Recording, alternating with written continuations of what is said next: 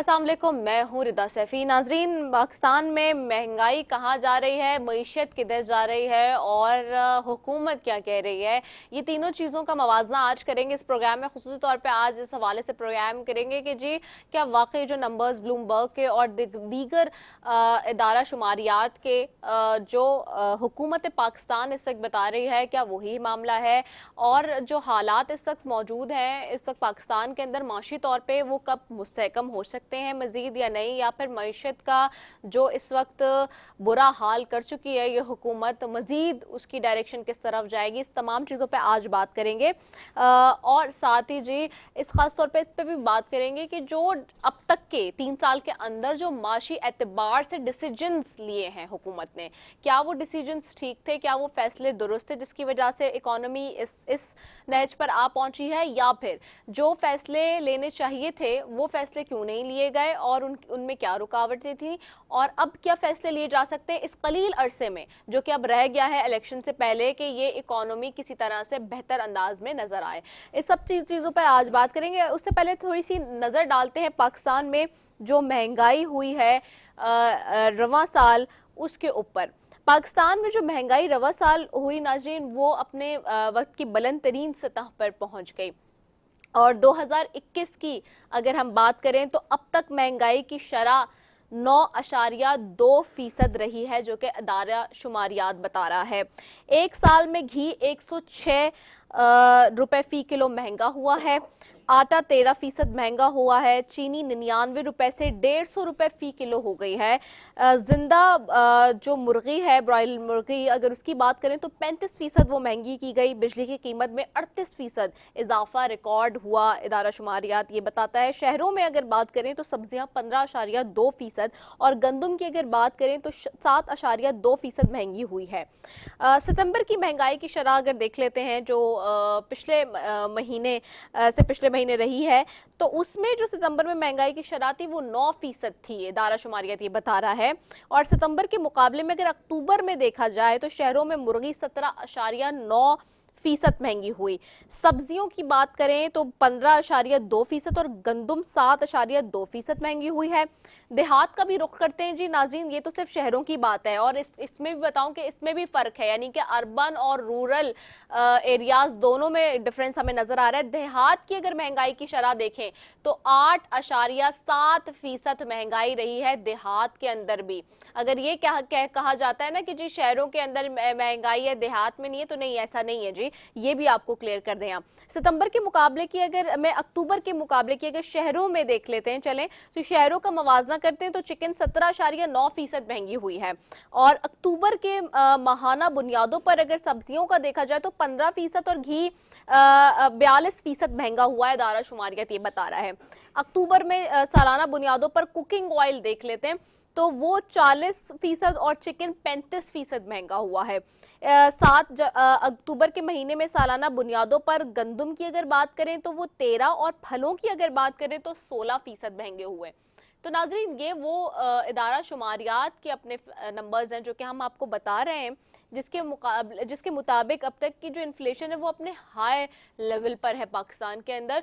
और पाकिस्तान जिसकी वजह से जो माशी तौर पर बहुत कमज़ोर नज़र आता है, लोगों की जो क़ुव्वत ख़रीद है वो बहुत घिर चुकी है, और जिसको मैं बार बार तस्करा कर रही हूँ मुख्तलिफ प्रोग्राम में अपने पिछले एक महीने से, परचेजिंग पावर का। तो ये वो परचेजिंग पावर, यानी कि अगर एक शख्स के पास इतनी सकत नहीं है कि वो कुछ खरीद सके, क्योंकि उसके पास उतनी उसकी तनख्वाह नहीं है या उसका कारोबार से उतना पैसा नहीं जनरेट हो रहा, तो वो अपने घर को किस तरह चलाएगा, घर का चूल्हा कैसे चलाएगा, यानी कि वो फाकों पर है। और वो चूंकि अगर आपके पास खाने को और ख़रीदने को कुछ नहीं है तो फिर इसका मतलब कि आप फाकों पर है। और अगर एक शख्स फाकों पर है या एक फैमिली फाकों पर है और वो कुछ खाने के लिए ख़रीदने के लिए उसके पास कुछ मयसर नहीं है, पैसे या उसकी आमदनी, तो आप सोच सकते हैं कि क्या हाल होगा। और ये इस वक्त ढेरों घरों की, खानदानों की हम बात करें पाकिस्तान के अंदर, जो कि आ गए, जो कि बिलो द पॉवर्टी लाइन जिसको कहा जाता है कि हैं लोग मौजूद इस वक्त। तो ये इस हुकूमत का ये सिर्फ कह देना कि जी सत्ता से लोग कम हो गए, सिर्फ ये कहना, अल्फाज अदा कर देना तो बहुत आसान लगता है, लेकिन अगर ग्राउंड में और फील्ड में अगर आप जाके देखें, प्रैक्टिकली उन लोगों को देखा जाए जिनके पास कुछ खाने के लिए नहीं है या उसको खाने के खरीदने के लिए भी कोई पैसे नहीं है, तो वो किस तरह से अपनी जिंदगी इस वक्त गुजार रहे होंगे। This is very serious concern Pakistan की मईशत के हवाले से, और इन सारी चीज़ों पर आज हम बात करेंगे। और ख़ासतौर पर क्या वज़ीर आज़म इमरान खान साहब का जो ऐलान करदा पैकेज है, क्या वो सिर्फ मीठी गोली है या फिर वाकई कोई पैकेज के जरिए रिलीफ मिलेगा आवाम को, इस पर भी बात करेंगे। सबसे पहले जी मेरे साथ पैनल में आज स्टूडियोज में मौजूद हैं वसीम वोरा साहब हैं, साबिक वाइस प्रेसिडेंट हैं FPCI के, उनको खुशामदीद कहती हूँ। Thank you so very much Wasim Vora साहब फॉर ज्वाइनिंग अस। साथ ही हमें ज्वाइन करें जी नदीम मौलवी साहब हैं, माहिर माशियात हैं और एंकर पर्सन भी हैं, अपना प्रोग्राम भी करते हैं, उनको भी खुशामदीद कहती हूँ। बहुत शुक्रिया नदीम मौलवी साहब, thank you so very much for joining us. सबसे पहले मैं वसीम वोरा साहब आपकी तरफ आऊंगी। वसीम वोरा साहब, हम देख रहे हैं, आप ने भी चीज़ें देखी कि जो डिसीजंस लेती गई है हुकूमत वन बाय वन, चाहे वो माशी एतबार से हैंड ओवर करना हो ये पोर्टफोलियो जो कि उन्होंने कभी किसी को दिया कभी किसी को दिया, मैं वज़ीर ख़जाना के हवाले से बात कर रही हूँ, और अब हम देख रहे हैं कि जी वो पोर्टफोलियो जो है शौकत तरीन साहब चला रहे हैं। तो चाहे वो डायरेक्ट मिनिस्टर का पोर्टफोलियो या स्टेट मिनिस्टर का हो या फिर ऐसे PM करके दिया जाए, बात एक ही होती है। तो क्या अब तक हुकूमत, सबसे पहले मैं आपसे इस बात पे चाहूंगी कि जवाब ले लूं कि क्या हुकूमत अब तक इस मामले में कामयाब हो सकी है कि ये जो फैसले वो लेती है कि जी खजाना का जो चौकीदार जिसको कह लें एक तरीके से, या जिसको उसका जिम्मेदार कह लें, लगाना है, वो ठीक तरीके से अब तक लग पाया 3 सालों में? जी वसीम वोरा साहब। जी बिस्मिल्लाह रहमान रहीम।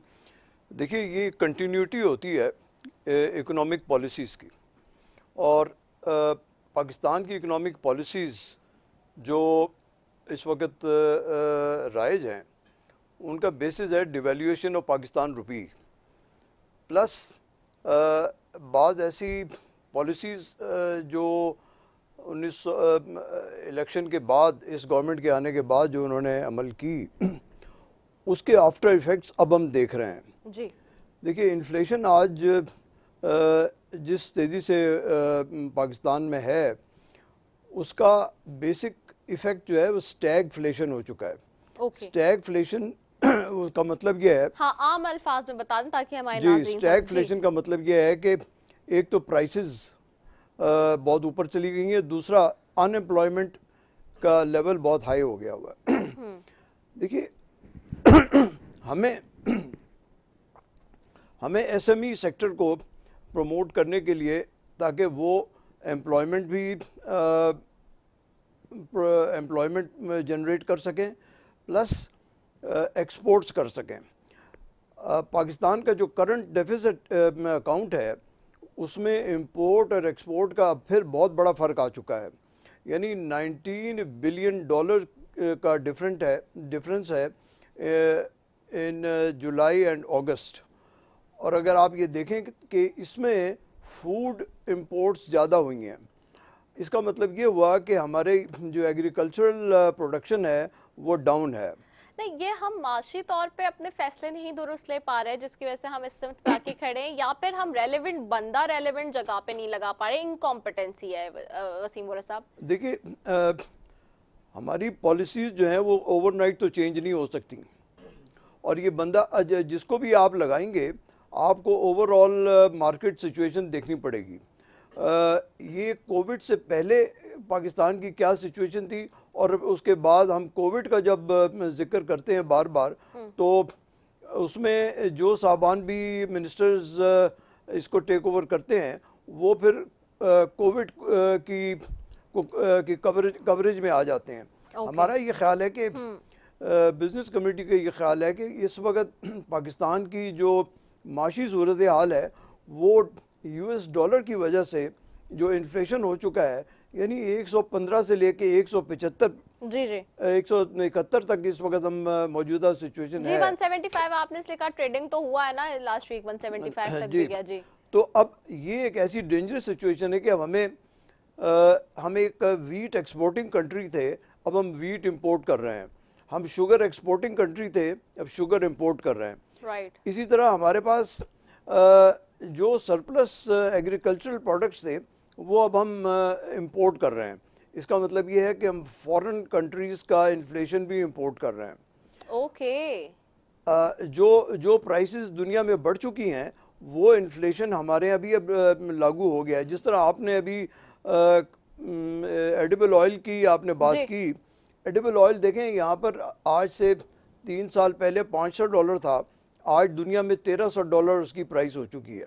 और वो हमको इंपोर्ट करना है क्योंकि हम फॉरेन इंपोर्ट्स पे डिपेंड करते हैं। बिल्कुल ऐसा ही है। और जब तक हम वो एडिबल ऑयल इंपोर्ट नहीं करेंगे, हमारी घी फैक्ट्रियाँ कैसे चलेंगी और हमारी उसकी प्रोडक्शन कैसे होगी।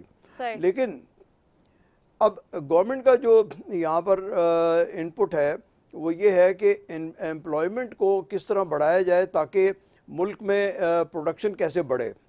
ये दो ऐसे एस्पेक्ट्स हैं जिसमें मैं समझता हूँ कि गवर्नमेंट की इस वक्त पॉलिसीज़ वो इफ़ेक्टिव नहीं हो सक रही हैं। लिहाजा अब आप जिन सवालात को अब आप इस वक्त उठा रहे हैं कि क्या हमारे यहाँ इन्फ्लेशन को कैसे कंट्रोल किया जाए, महंगाई को कंट्रोल कैसे किया जाए, और जिस तरह अभी आपने बात की कि बहुत से घरानों को शाम को 2 वक्त की रोटी नहीं मिल रही, यस। उसको हमें कैसे कंट्रोल करना है, ये एक बहुत अहम ठीक है, फैक्टर है। कैसे कंट्रोल करेंगे, मैं आपकी तरफ आऊंगी दोबारा। मैं जाती हूँ मूविंग टुवर्ड्स नदीम मौलवी साहब। नदीम मौलवी साहब, स्टॉक पे भी बड़ी गहरी नजर है आपकी और चीजें देख रहे हैं। सबसे पहले तो आज हम ऑयल के पेट्रोलियम प्राइसेस के हवाले से ही बात कर लेते हैं। आज का क्या रेट था, क्या हुआ है, और अगर हुकूमत कहीं कमी भी बेशी भी हो रही है किसी चीज की आलमी मार्केट में, तो उसको किस तरह से जो बयान कर रही है, क्या वो सही फिगर्स बता रही है या फिर मैनिपुलेशन ज्यादा लगती है? देखें, असल चीज़ है, इकोनॉमी को तब्दील करने के लिए होता है प्लानिंग। इकोनॉमिस्ट या फाइनेंस मिनिस्टर उसको बनाया जाता है जो according to the resources of the country planning करता है और उसी के मुताबिक रिजल्ट। एक्सक्यूज नहीं देता कि हिंदुस्तान में ये हो गया, अमेरिका में ये हो गया। एक्सक्यूज इज अ लेमैन्स, जैसे कहते हैं ना, कोई एक लंगड़े का बैसाखी होता है। हमारे यहाँ पे जब से ये हुकूमत आई है सिवाय एक्सक्यूजेस के और कुछ नहीं कहती है। $85 पे इंटरनेशनल मार्केट में क्रूड ऑयल गया, आज 81 पे पहुंच गया। प्रेशर आ रहा है, हो सकता है मजीद अगर ओपेक की तरफ से और ईरान के सैंक्शंस की जो रिलैक्सेशन होती है, ऑयल नीचे भी आ जाएगा। हमारा मईशत का मसला इंटरनेशनल ऑयल मार्केट अभी है। इससे पहले कोविड में तो अल्हम्दुलिल्लाह हम बड़े खुश हो रहे थे कि जनाब कोविड, क्योंकि इंडिया की मार्केट बंद थी, मलेशिया की मार्केट बंद थी, दुनिया भर की मार्केट बंद थी, सिवाय हमारे मार्केट के कोई मार्केट नहीं खुली थी। हमारी टेक्सटाइल ऊपर मतलब एक्सपोर्ट्स हो रहा था, हम बड़े खुश हो रहे थे। और उस टाइम पे हम ये नहीं कह रहे थे बाय अपॉर्चुनिटी बाय लक हम तरक्की करें, मगर हम इसका भी झंडा अपने ऊपर ले रहे थे और कह रहे थे पीटीआई ने कमाल कर दिया। पीटीआई का कोई कमाल नहीं था, सारी दुनिया बंद थी, पाकिस्तान खुला था। हाँ, एक कमाल था कि इन्होंने रिस्क लिया इंसानी जान के ऊपर और कहा कि जनाब हम लॉकडाउन नहीं करेंगे।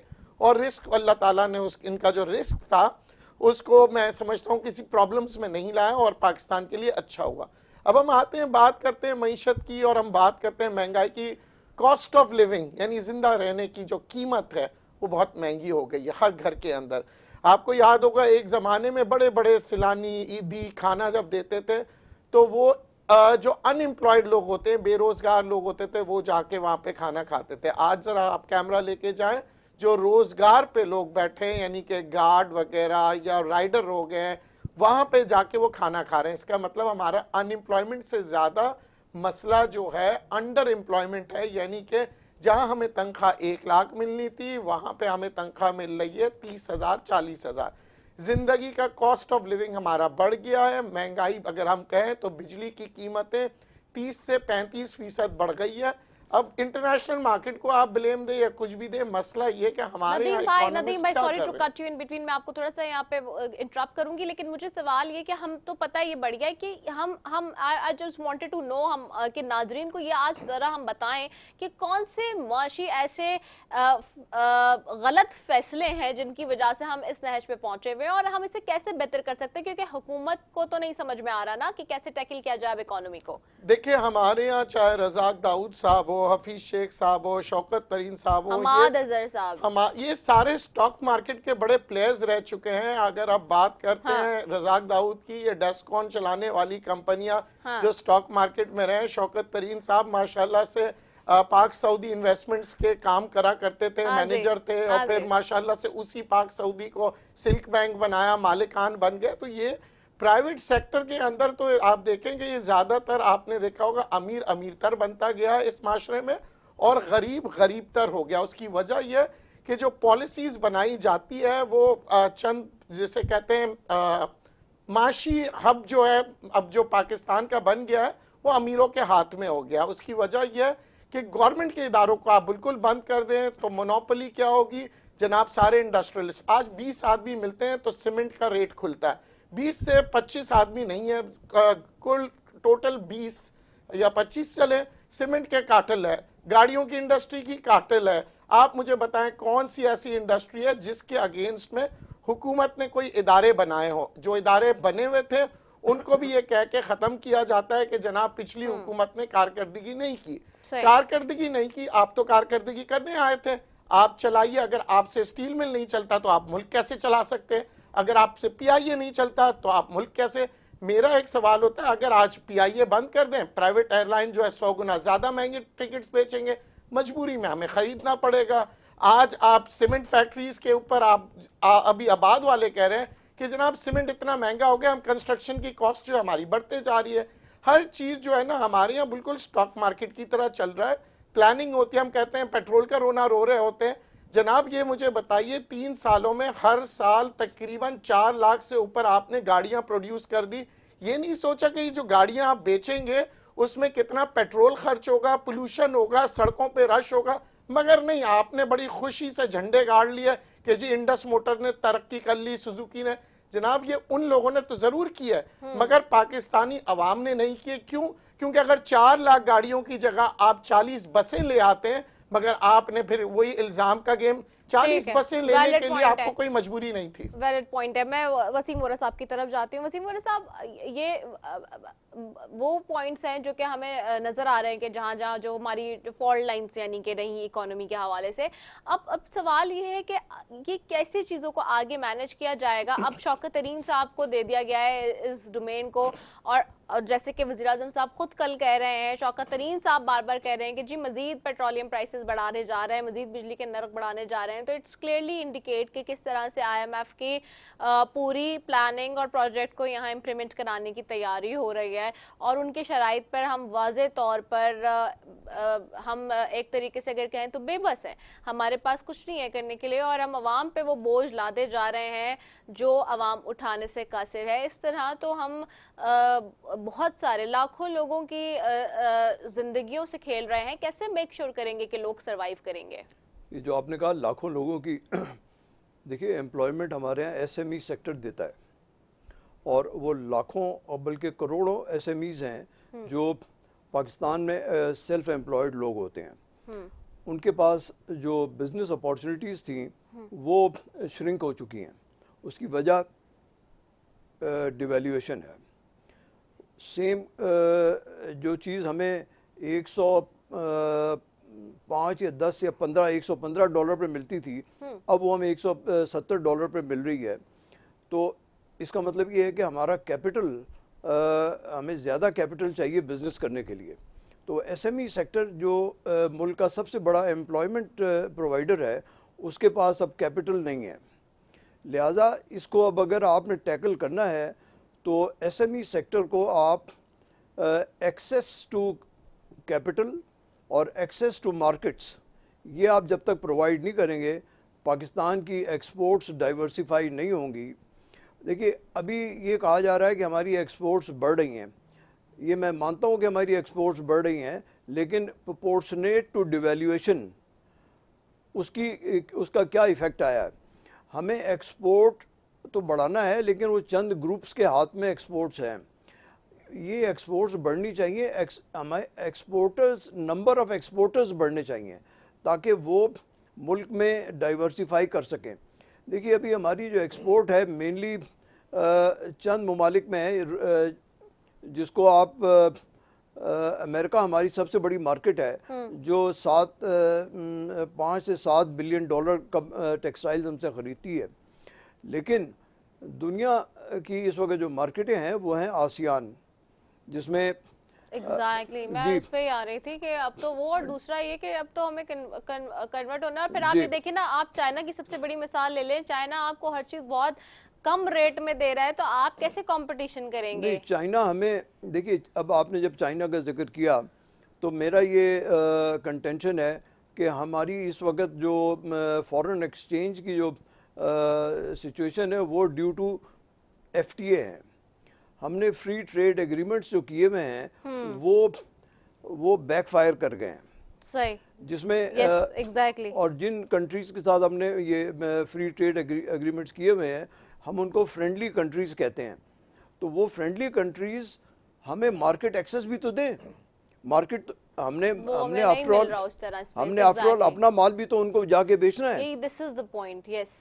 हमने अपना माल उनको जाके बेचना है, वो हमसे माल नहीं ले रहा है। अब देखिए चाइना की अगर हम मिसाल लें तो वो 20 बिलियन डॉलर की इंपोर्ट हम चाइना से कर रहे हैं।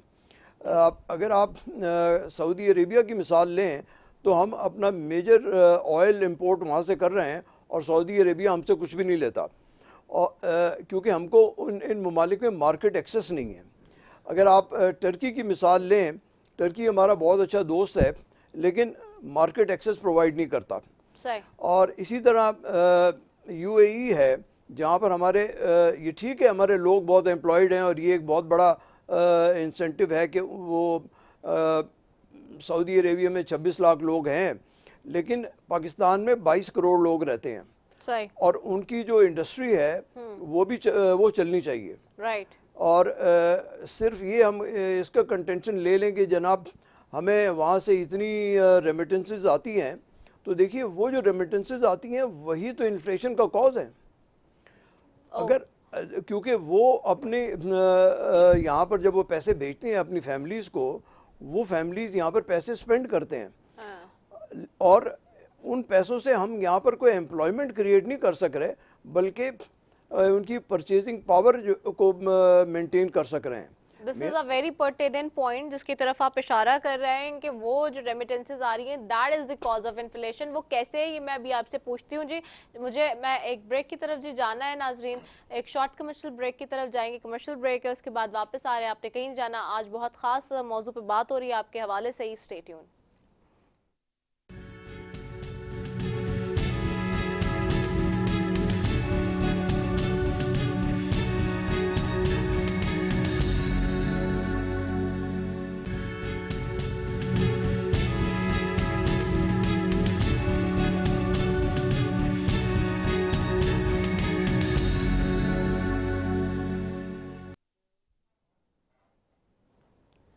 वेलकम बैक नाजरीन। आज बात हो रही है नाजरीन माशी तौर से कितनी मुस्तहकम है इस वक्त हुकूमत, और क्या ये जो मीशत है हमारी वो अपने पैरों पर वापस खड़ी हो सकेगी उस तरह से जैसे कि हम माजी में देखते आए हैं। और जो इस वक्त बुरा हाल है, माशी सूरत हाल जो इस वक्त हमारे सामने है, मुल्क की जो पै दर पै गिरती चली जा रही है, उससे कितना नुकसान अब तक हो चुका है मुल्क को, और आगे कितना लॉस हम बेयर कर भी सकेंगे। नहीं, मैं आपकी तरफ आऊँगी वसीम साहब। बड़ा अच्छा पर्टिनेंट पॉइंट आपने उठाया था कि जो बाहर से रेमिटेंस आ रही हैं दैट्स क्रिएटिंग द इन्फ्लेशन मोर। वो कैसे, थोड़ा सा मैं चाहूंगी कि उसका सिनेरियो बता दें, फिर मैं नदीम साहब की तरफ भी जाऊंगी जी। देखिए इन्फ्लेशन जो होता है वो ultimately it converts into stagflation. वो मैंने आपको ये बताया कि स्टैगफ्लेशन इस वक्त मुल्क में है जहाँ पर अनएम्प्लॉयमेंट बहुत ज़्यादा हो चुकी है, लेकिन जब आप किसी अनएम्प्लॉयड लोगों को पैसे दे दें, वो जाके सिर्फ उसकी चीज़ें बाज़ार से ख़रीद के अपनी फैमिली को चलाएंगे, वो प्रोडक्टिविटी को प्रमोट नहीं होगी। हमें बेसिकली जो देखना है कि पाकिस्तान में प्रोडक्शन क्यों नहीं बढ़ रही। जिन चीज़ों में हम सेल्फ सफिशिएंट थे बल्कि एक्सपोर्टर थे पिछले 4 साल पहले, आज हम उन चीज़ों के इम्पोर्टर हो गए हैं। यानी कॉटन की इंडस्ट्री हमने यार्न की इंडस्ट्री को अब हम एक्सपेंड कर रहे हैं। हाँ जी। लेकिन कॉटन हमारे पास जो 15 मिलियन बेल्स होती थी, अब वो पिछले साल 8 मिलियन बेल्स हुई हैं, अब कहते हैं कि 10 मिलियन हो जाएंगी। सवाल ये पैदा होता है कि क्या हमारे पास वो जो 15 मिलियन बेल्स की जो प्रोडक्शन थी वो हम क्यों उसको अचीव नहीं कर सक रहे? वजह उसकी पानी है। हमारे पास पानी हम प्रोवाइड नहीं कर सक रहे अपने काश्तकारों को, एनर्जी प्रोवाइड नहीं कर सक रहे। देखिए, बग़ैर इन दो चीज़ों के, वाटर एंड एनर्जी, जब तक आप इसकी कॉस्ट को लो नहीं करेंगे उस वक्त तक प्रोडक्शन मुल्क में नहीं हो सकती और होगी भी तो वो इतनी हाईली इफेक्टिव नहीं होगी, क्योंकि उसकी कॉस्ट आपको बहुत ज्यादा पड़ेगी।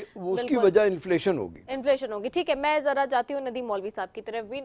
नदीम मौलवी साहब, ये डेफिनेट सी बात है, मैंने जैसे कहा कि हम ओवरऑल वर्ल्ड वाइड भी हम कैसे कोई चीज़ बाहर बेचें जब हमारी कॉस्ट ही इतनी महंगी है। दूसरे ममालिक जो है वो कंपटीशन में इतने ज़्यादा आगे आ गए हैं कि अगर हम एक चीज़ बना रहे हैं 20 रुपए की और वो दूसरा मुल्क बेच रहा है 2 रुपए का, तो फिर हम किस तरह से अपनी चीज़ को मार्केट कर सकते हैं, इसकी मार्केटिंग कर सकते हैं जब हमारी इतनी हाई इफेक्टिव कॉस्ट होगी किसी भी प्रोडक्ट की, किसी भी एक यूनिट बनाने की।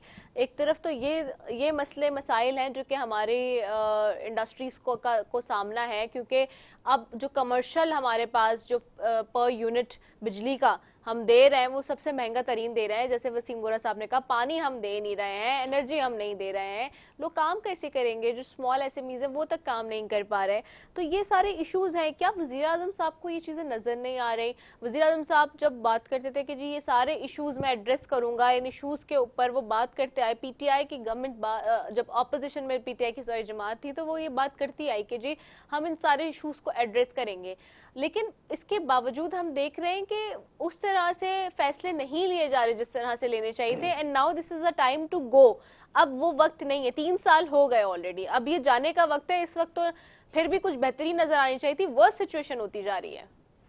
देखिए, असल मसला ये है कि शाह से ज़्यादा शाह के वफादार इमरान खान साहब के पास जो टोला बैठा हुआ है, वाह वाह इमरान साहब, क्या ज़बरदस्त स्पीच किया, वाह इमरान साहब आपने बहुत अच्छा किया। बिजनेसमैन भी हमारे ऐसे ही है माशाल्लाह से, बड़े मछली छोटे मछली को खा लेती है और कहती है जनाब जब भी जितने भी फेडरेशन बनते हैं वो इंटरेस्ट जो होता है बड़े बड़े जो इंडस्ट्रियलिस्ट होते हैं उनका जो प्रॉब्लम्स होता है वो तो उठाते हैं, मगर छोटे दुकानदारों का प्रॉब्लम फिर कहा जाता है जनाब वाह इमरान साहब क्या टैक्स का तो आपने टारगेट अचीव कर लिया। जनाब एक गरीब आदमी जो कमाता नहीं है उसको निचोड़ निचोड़ के आप टैक्स लेते जाएंगे। अच्छा, माइंडेड यहाँ पे एक बात है, नैब जो रिकवरी की है वो तक नहीं जमा करवा पा रही है वो हुकूमत पाकिस्तान के खजाने में, हालत ये उन पैसों की। तो अब आप बताएं, टारगेट अचीव करने वाली बात से आपकी मुझे ये बात भी याद आई नदीम। अब देखिए यही बात आपने कहा ना, मैं 100 करोड़ की चोरी करूं 10% दे दूं नैब को, मैं बड़ा इज्जतदार आदमी हूं, मगर अगर मैंने लाख की चोरी कर दी जेल हो जाएगा। एक दिन पहले एक पार्टी को कहा जाता है टेररिस्ट है, इंडिया से मिला हुआ है, दूसरे दिन वो पाकिजा पार्टी हो जाती है। यानी हमारे यहाँ शामिल हो जाती है, चाहे आप पॉलिटिकल कहें माशी तौर पे कहें, हमारे यहाँ पे पता नहीं किस तरह से किस लेवल पे चल रहा है। चले अब हल की तरफ आते हैं, बहुत देर हो गए, हम मेरे ख्याल से पूरा पाकिस्तानी तनकीद कर रहा है। हल छोटे सा यह हल है, सबसे पहले तो आप करें जनाब मनी फ्लो को, यानी कि स्टेट बैंक को कंट्रोल करें कि पैसे का जो मेन दुनिया भर में कारोबार और दारोमदार आता है मनी फ्लो के ऊपर, तो स्टेट बैंक देखेंगे जनाब ये पैसे। सॉरी टू से कट यू बिटवीन नदीम मौलवी साहब, ये बताएं कि ये कैसे होगा जब आपका स्टेट बैंक का गवर्नर ये statement they. I think this happened first time in my experience of working in journalism. मैंने पहली दफा देखा है कि कभी स्टेट बैंक के गवर्नर ने रजा बाकर साहब का जो स्टेटमेंट था इस तरह का स्टेटमेंट नहीं दिया। जिस तरह का स्टेटमेंट नहीं दिया वो फैक्ट्स और फिगर्स पे तो बताता है कि जी ये फैक्ट्स एंड फिगर्स हैं, ये होगा, लेकिन महंगाई के हवाले से जिस तरह के जो लास्ट वीक उन्होंने जिस तरह के स्टेटमेंट्स दिए और उसके ऊपर सबने फिर बाद में उनको कहा भी कि जी आप ये किस तरह के स्टेटमेंट दे रहे हैं, तो वो तो बिल्कुल ही कुछ अजीब ही मामला हो गया है। नहीं, देखिए बात यही है ना कि हर जगह पे वो कहते हैं मैं 10 अच्छी ट्वीट कर दूं, 50 दफ़ा कहूँगा बहुत अच्छा कर रहे हैं इमरान खान साहब, तो मैं बहुत अच्छा पीटीआई का आदमी हूँ, और वरना कहेंगे ये तो पीटीआई का दुश्मन है। न्यूट्रल नहीं होता स्टेट बैंक का गवर्नर? जो भी इदारे हैं या जो भी इमरान खान साहब से मोहब्बत करते हैं, उनको चाहिए सच बताएं, हकीकत बताएं, मसले का हल बताएं, एक्सक्यूज ना बताएं। जितनी मिनिस्ट्री है 3 सालों में एक्सक्यूजेस देते आ रहे हैं। मैं कहता हूं हम तो बड़े नाकल से लोग हैं, छोटे लोग हैं, आपके पास तो बड़े बड़े एक्सपर्ट बैठे हुए, एक्सक्यूज ना दे। एक्सक्यूज मैंने कहा कोई काम नहीं होता। अब आप कह रहे हैं कि जी $80, मैं कहता हूं अगर $120 या $150 बैरल पे पहुंच जाए, आपके पास कोई प्लान है? या आप कहेंगे मैं क्या करूं? आपके पास कोई प्लान नहीं है। आपको अभी तक ये नहीं पता था कि रोजाना बॉर्डर पे से 1000 ट्रक्स जो है ना जाती है पाकिस्तानी चीज लेके। डिमांड एंड सप्लाई आपका इम्बैलेंस इसलिए होता है कि अफगानिस्तान के अंदर जब तालिबान रिजीम आया तो वहां पे जो 60% जो इंपोर्ट वो लोग करते थे, उसमें से ज्यादातर मेजर इंपोर्ट होता था ईरान से, हिंदुस्तान से, मगर डॉलर की शॉर्टेज की वजह से ईरान से वो इंपोर्ट नहीं कर सके, हिंदुस्तान से नहीं कर सके, पाकिस्तान से आके हर चीज वो लेते रहे और आपका यहां से बॉर्डर से वो चीज जाता रहा। यहां से डिमांड पाकिस्तान के प्रोडक्ट्स की बढ़ती गई और वो चले गई अफगानिस्तान। यहां पे हमारे अपने पास खाने को कम होता गया और हम वहां बॉर्डर के थ्रू जाते रहे। बाद में मालूम पड़ा जी, ये हुकूमत को पता लगा तो 1000 ट्रक को रोक के 200 ट्रक कर दिए गए। वो भी मैं हाल ही पोजीशन के बता रहा हूं, वरना काफी अरसे से ये रहा।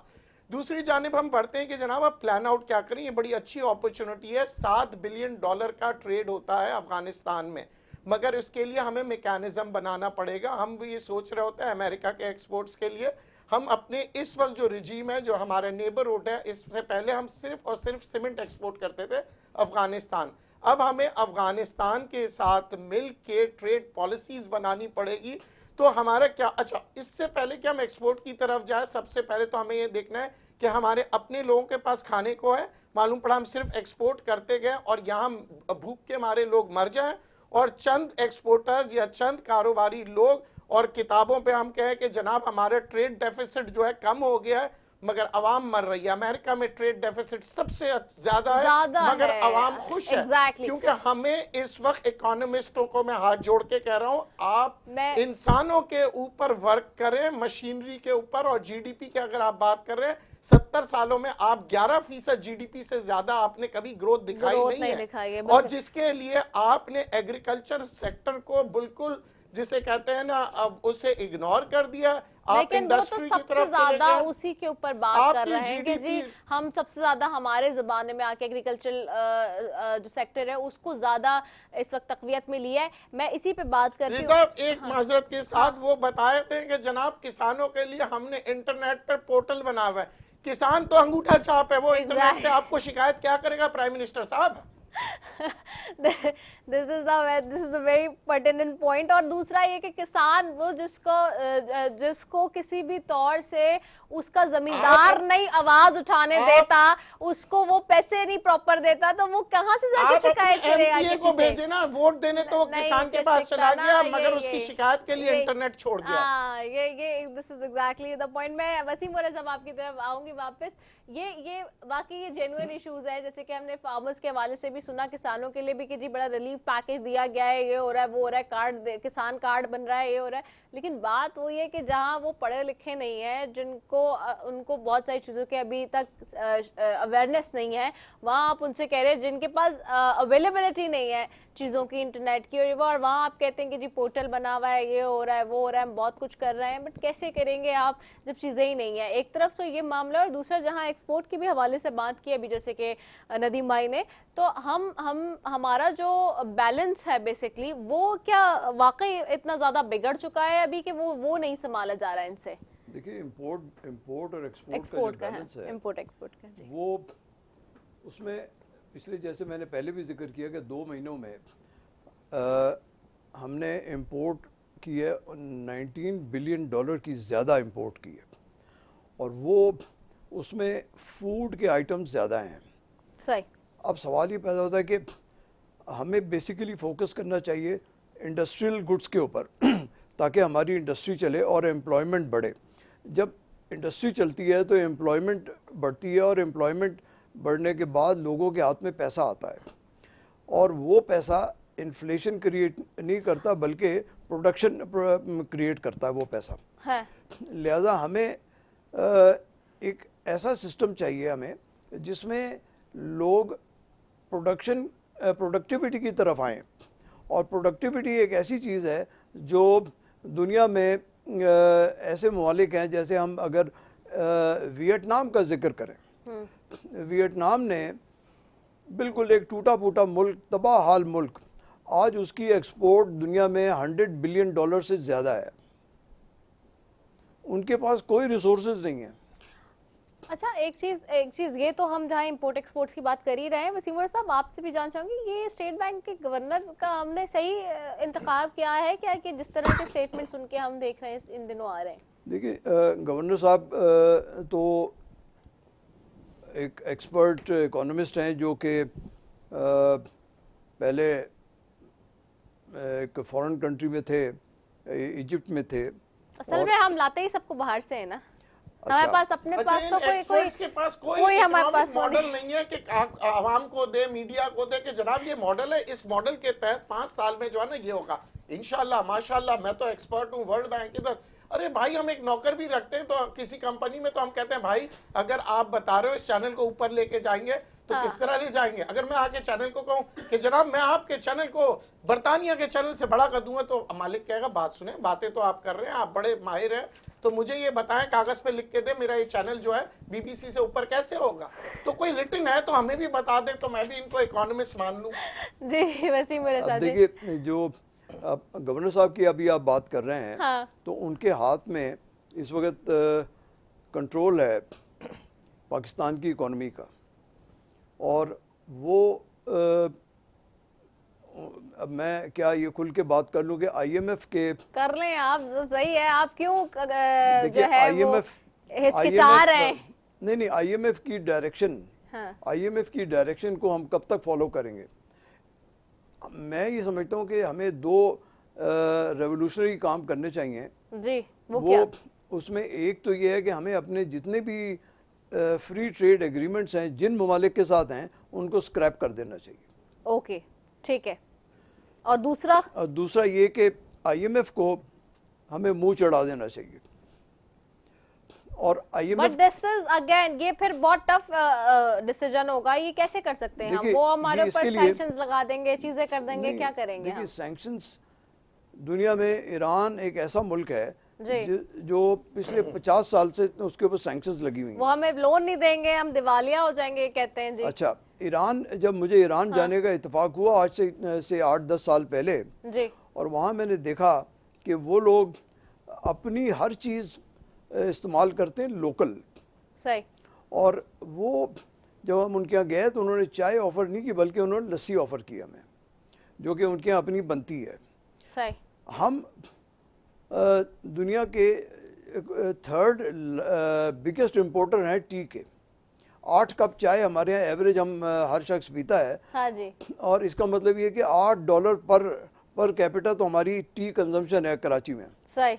इसी तो अब हमारी पर कैपिटा कंजम्पशन ऑयल की जो है, वो इम्पोर्टेड ऑयल की हमारी कंजम्पशन, वो भी दुनिया के हम टॉप 10 इम्पोर्टर्स में हमारा शुमार होता है। तो क्या ये बात हमें हमारी प्रीवियस गवर्नमेंट्स को पता नहीं थी कि हमें यहाँ पर लोकल सीड्स की पैदावार करनी चाहिए? जाहिर है पता थी। उन्होंने लोकल ऑयल सीड्स की पैदावार क्यों नहीं शुरू की? और ये मौजूदा गवर्नमेंट ने भी क्यों नहीं शुरू की? सही। लिहाजा हमें इन चीज़ों को प्रोड्यूस करना चाहिए। देखिए, अनफॉर्चुनेटली हम दालें भी तो इंपोर्ट करते हैं। एग्जैक्टली। और पिछले 20 साल से हम कहते हैं हम दाल रोटी खाते हैं। हाँ जी। तो लेकिन आप तो कनाडा, दाल रोटी भी आपको महंगी मिल रही है। आप कनाडा और ऑस्ट्रेलिया से दाल मंगाते हैं और टर्की से दाल मंगाते हैं। हाँ जी। तो अब आप रोटी भी जो है ना, वो भी अब आप यूक्रेन से अब आप मंगवा रहे हैं अपना वीट। तो इसका मतलब दाल रोटी भी हम इम्पोर्टेड खाते हैं, हम शाही लोग हैं। ये बड़ा अच्छा, बहुत अच्छी बात आपने की। नदीम मौलवी साहब, आपकी तरफ आऊंगी, बस वाइंड अप करना है मैंने। लास्टली आपकी तरफ आऊँ। ये बात जो सोल्यूशन दिया है इस वक्त, 2 रेवोल्यूशनरी काम जिस तरह से उन्होंने कहा वसीम वोरा साहब ने, आई डोंट अंडरस्टैंड इट कि हमारे लोग जो बैठे हैं हमारे पास, they have those capabilities and ideas they can float on कि जी हम ये चीज़ें कर सकते हैं, so this should be the solution. वहाँ जो लोग बैठे हैं इस चीज़ पे इस वक्त मौजूदा सूरत हाल में, तो क्या वो नहीं इन चीज़ों को समझ रहे हैं? और क्या हम अभी तक, व्हाट आई बिलीव कि हम सिर्फ अभी तक क्विक सॉल्यूशंस में लगे हुए हैं, हम लॉन्ग टर्म प्लानिंग कुछ नहीं कर रहे हैं, बस शॉर्ट टर्म्स पे जा रहे हैं, जिसकी वजह से ये सारे इश्यूज हो रहे हैं। वसीम बोरा साहब कुछ कह रहे हैं। एक बात करना चाहता हूँ। जी, हमने फ्री ट्रेड एग्रीमेंट्स क्यों साइन किए थे, ये मेरा सवाल है उन लोगों से जिन्होंने आज से 10 साल पहले या 20 साल पहले फ्री ट्रेड एग्रीमेंट साइन किए थे। ठीक है, सही है। जी नदीम सर। देखिए, फ्री ट्रेड हो या कुछ भी हो, कोई आपका दोस्त नहीं होता। सस्ता चीज बेचेंगे सब जाता है। आज चाइना का चीज जो है ना अमेरिका के व्हाइट हाउस में लगा हुआ है। क्यों क्वालिटी भी है, सस्ता भी है। जापान अमेरिका का सबसे बड़ा दुश्मन है, पर जापान कहता है मेरी हर प्रोडक्ट जो है अमेरिका में। हमारा मसला छोटा सा, मैं एक बात कहूंगा, आज हम के इलेक्ट्रिक के ऊपर हम रो रहे हैं। जबकि इलेक्ट्रिक हुकूमत के पास थी तो 50% बिल कम आते थे, जबकि लाइन लॉसेस भी होता था, कुंडा भी मारते थे लोग, पैसे भी नहीं देते थे। $105 $115 बैरल पे ऑयल भी गया। क्या हुआ है कि हम हर चीज प्राइवेट के इदारे में दे देते हैं, फिर हमें बड़ा खुशी होती है। इंपोर्टेड इकोनॉमी प्राइवेट दे देते हैं और फिर उसकी मोनोपोली भी जो है वो होती है। आज आपके इलेक्ट्रिक हम किसी और को दे भी नहीं रहे ना। बिजली की कीमत अगर हम ब्लैकमेल हो रहे हैं उनसे। बिजली की कीमत सस्ती होगी तो मेरे घर के अखराजात भी कम मुनासिब हो जाएंगे, कॉस्ट ऑफ प्रोडक्शन भी होगा, दुकानदार भी चीजें सस्ती बेच सकेगा। मगर नहीं, हमें तो ये ब्लैकमेल किया जाता है, वो लाओ जी उधार दो, सूद दो, और यही चीजों में हम लगे हुए। आज भी अगर हम वापस ले लें इन सबसे, बोले नहीं चाहिए हमें प्राइवेट इदारे, हम गवर्नमेंट वापस ले लेगी तो बिजली वापस 30% सस्ता हो सकता है।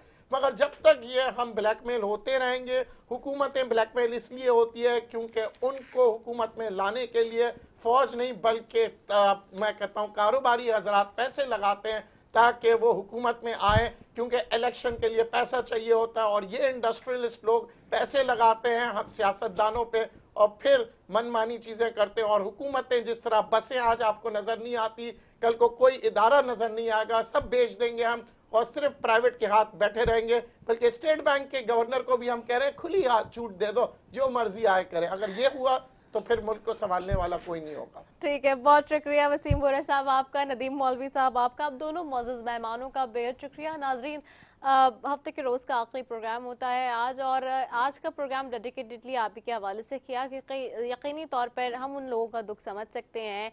और इस वक्त मुल्क जो है वो बहुत कठिन सूरत हाल से गुजर रहा है, हालात बेहतर नहीं है माशी तौर से, माशी एतबार से हम वाकई जो है वो कोलैप्स होते जा रहे हैं और हर चीज़ महंगी से महंगी तरीन होती जा रही है।